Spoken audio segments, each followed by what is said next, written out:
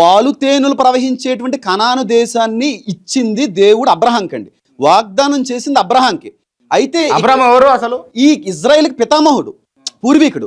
అయితే అబ్రహాముకి వాగ్దానం చేసిన తర్వాత భూమి అంతా వాస్తవానికి ఇజ్రాయేలీలు ఉండాలి. అబ్రహాముకు వాగ్దానం చేసిన 430 సంవత్సరాలు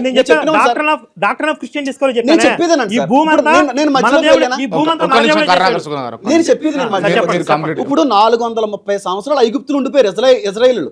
ఈ 430 సంవత్సరాలు ఎప్పుడైతే ఐగుప్తులో ఉండిపోయారో ఇతర వాళ్ళందరూ కూడా, ఇతర జనాంగాలన్నీ కూడా ఈ ఇజ్రాయిల్కి దేవుడు వాగ్దానం చేసినటువంటి భూమిని ఆక్రమించుకున్నారు. ఎందుకంటే ఎవరో లేరు కనుక, ఎవరో రావట్లేదు కనుక.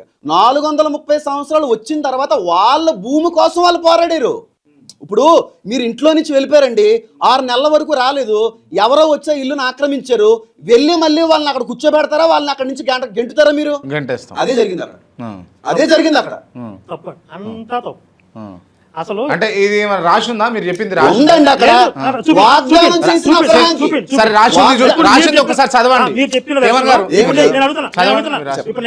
ఇప్పుడు భూమి అంతా ఇశ్రాయేలీలు ఉండాలి, వీళ్ళు ఉండవలసిన చోటును వాళ్ళు ఆక్రమించుకున్నారు కాబట్టి భూమంతా ఇజ్రాయెల్ ఉండాలి. ఈయనే కదా చెప్పింది. పాలు తేనెలు ప్రవహించేటువంటి కనానుని ఇజ్రాయెల్కి ఇచ్చాడు దేవుడు. అంటే పాలు తేనెలు అంటే పుష్కలమైనటువంటి నదీ ప్రవాహం, మంచి వాతావరణం, ఆకుకూరల చెట్లన్నీ కూడా మంచిగా మొలిసే భూమే కదా. అంటే దేవుడు వాగ్దానం చేసింది శ్రేష్టమైనటువంటి దాని భావన రావడం కోసం మాట్లాడింది. అది అబ్రహాముకు చేశాడండి. దేవుడు తన పిల్లల్ని ఆ విధంగా విస్తరింపజేస్తానన్నాడు. అబ్రహాముకు చేసిన తర్వాత యాకోబు యొక్క వంశావళి అంతా కూడా ఐగుప్తులో వర్ధిల్లింది 12 మంది నుంచి. చెప్పమంటారా, ఇక్కడ ఆక్రమించుకున్నటువంటి భూమిని వీళ్ళు వెళ్ళి ఆక్రమించుకున్నారండి. వాగ్దానం చేసిన భూమి ఎవరికి? మీరు వేసుకున్న కోటు నాది, నా కోటు మీరు వేసుకున్న కోటు నాది కాదు సార్.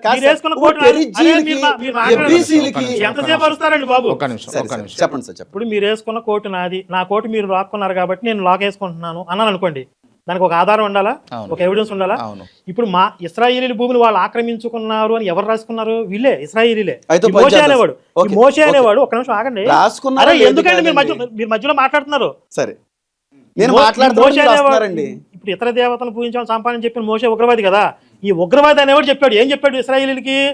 మన తాత ముత్తాతలకి మన దేవుడు వాగ్దానం చేశాడు, ఏమని? పలానా దేశాన్ని మనకి ఇస్తానని చెప్పి, కాబట్టి మనం వెళ్ళి ఆ దేశాన్ని ఆక్రమించుకుందాం.